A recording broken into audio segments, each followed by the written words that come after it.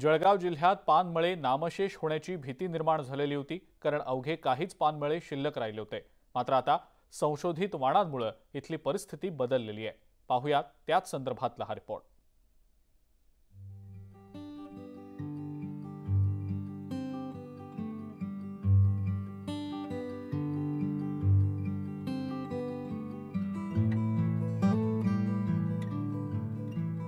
संशोधित वाण, सेंद्रिय खतांचा वापर, नवतंत्रज्ञान आणि रोगराईचं व्यवस्थापन यामुळे पानमळ्यांना पुन्हा रंग आलाय।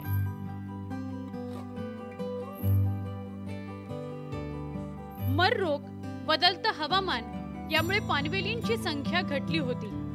सुमारे 500 पानमळ्यांची संख्या 100 पर्यंत घटली होती, पण आता सुमारे 200 पानमळे फुललेत। तरुण शेतकऱ्यांच्या प्रयोगांना यश येत आहे।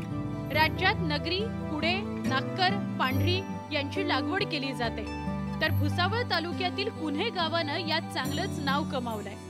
चौथ्या वर्षी मी जवळपास मी स्वतः पाहिलं मार्केट। मला मी इतकी लागवड केल्यानंतर मला मार्केटमध्ये जावं लागलं। म्हणजे याच्या आधी जात होतो, पण कमी क्वांटिटीत माल जात होता, पण चांगला क्वांटिटीत माल जात असल्यानं मार्केट समजलं आपल्याला की आपल्याला मार्केटची चांगलं मार्केट मिळत आहे। तर त्यावेळी ते शेतकऱ्यांना मिळालं आणि त्यांनी चांगली लागवड केली। पानवेलीची संख्या ही गावामध्ये 40 ते 50 शेतकऱ्यापर्यंत मर्यादित राहिलेली आहे। आधी गावामध्ये मोठ्या प्रमाणामध्ये पानवेलचं उत्पादन घेतलं असल्यामुळे गावाचं नावच त्या दृष्टिकोनातून कुऱ्हे पानाचे असं पडलं होतं। त्या दृष्टिकोनातूनच आज ही आमच्या गटातील शेतकरी रमेश भाऊ बोबडे यांनी जी नवीन व्हरायटी विकसित केली, त्यामुळे निश्चितच पानवेलीला पुढे सुगीचे दिवस येईल अशी अपेक्षा आहे। 10 गुंठ्यात वर्षभरात 7 लाखांचं उत्पादन मिळत असल्यानं शेतकऱ्यांना नफा होऊ लागलाय। तर पानात औषधी गुणधर्म असल्यानं पचनक्रिया सुधारण्यास मदत होते। तर अनुभवाला तंत्रज्ञानाची जोड दिली तर नफ्याचं प्रमाणही नक्कीच वाढू शकतं।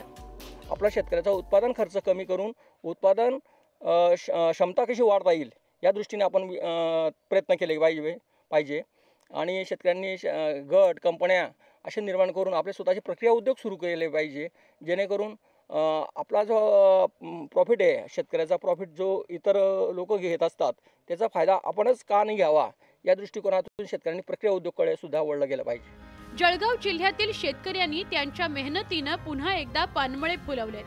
परिणामी जिल्ह्याची असलेली ओळख पुन्हा एकदा अधोरेखित झाली आहे। भुसावळहून इम्तियाज अहमदसह ब्युरो रिपोर्ट, न्यूज 18 लोकमत।